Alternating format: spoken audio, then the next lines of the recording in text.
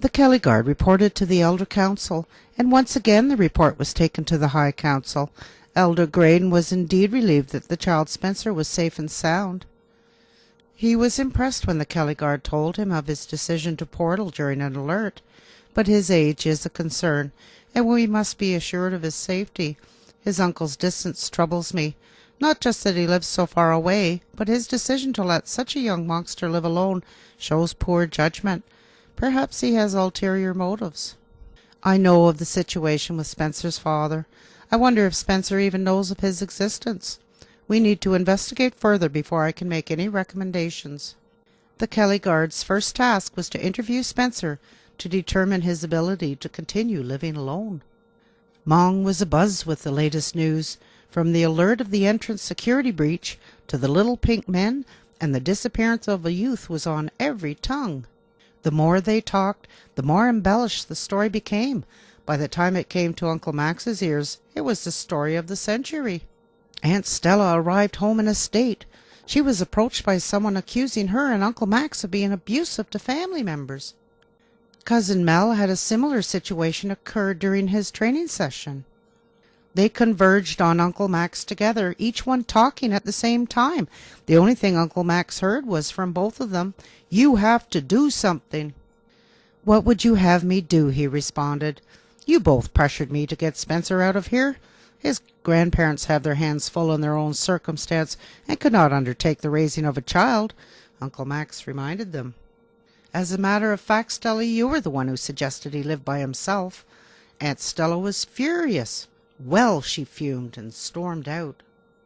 Cousin Mel also stomped out of the room, knowing he was next, because he had agreed with his mother.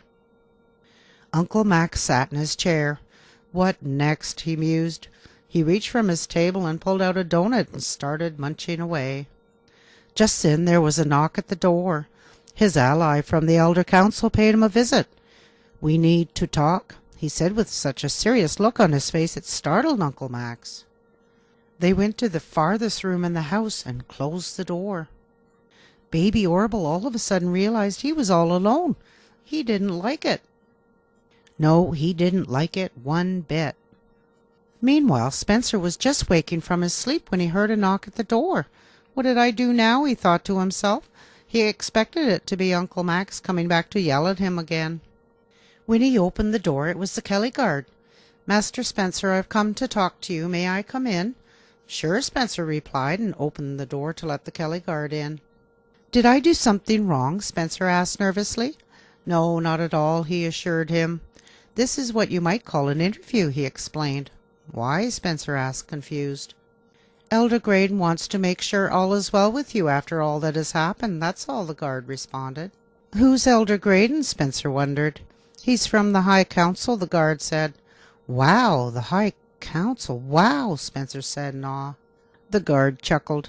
"When one of our people goes missing, it is a very serious issue. We are instructed to go right to the top." "Wow," Spencer said again. "So what is an interview?" Spencer wanted to know. "Quite simply, I ask you questions and you answer." "Okay," Spencer said. He waited for the first question. "How do you get along with your Uncle Max?" "Usually okay, but he's a little angry at me today. I guess I got him in some kind of trouble by disappearing." "Whose idea was it for you to live by yourself?" the guard continued. "Uncle Max said it was an honor to live by yourself. I didn't like it at first, it was lonely, but now I like it just fine," Spencer smiled. "You have enough to eat? Is your place warm enough?" the guard asked. "Sometimes I run low on food, but I'm getting better at trading now, and I'm learning how to cook." Spencer almost giggled when he thought about his attempt at toast. "If I keep the fireplace going, it's warm enough, and I sit on the bench near the fire. It's my favorite spot. Would you like to sit there?" he asked. "Sure," the guard answered. He'd been on his feet a lot today. So they sat by the fire and continued the interview. "I can see why this is your favorite spot. It is nice and warm." "Yeah," Spencer agreed. "Would you like some tea?" Spencer asked. "You are a gracious host, Master Spencer. I would enjoy tea very much." Spencer went to his cupboard to get a cup for the Kelly Guard. He took a box of biscuits to have with their tea and returned to the fireplace. They drank their tea and munched on biscuits. That was very nice of you, Spencer. Thank you, the Kelly guard said. You're welcome, Spencer smiled. It didn't feel like an interview.